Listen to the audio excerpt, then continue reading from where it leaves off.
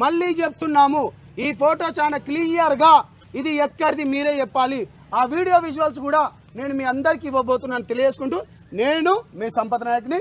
బాధితులు మళ్ళీ చెప్తున్నా, మీరు ధైర్యంగా ఉండండి, ఆత్మహత్యలు వద్దు. నేను ప్రతిసారి చెప్పేది ఇదే, బయటికి రండి.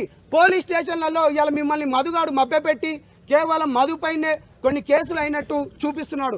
నిన్న శివ కూడా అన్నాడు కదా, మా పైన ఇంకో ఫోటో అన్నావు గారు. అరే బాబు శివ చౌహాన్ మాట్లాడరు, ఇప్పుడు ఆ వీడియో కూడా రిలీజ్ చేసిన, మాట్లాడరు. ఇప్పుడు మంగ్లీ గారు మాట్లాడండి. మేము పర్సనల్గా ఎవరిపైన గర్జలేదు.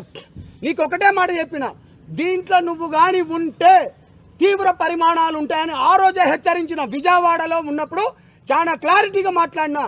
ఆ తీవ్ర పరిమాణాలే ఇగో ఇవాళ నిజం వైపు నిలబడ్డ వాళ్ళు. ఇప్పటికైనా రండి, బయటికి రండి.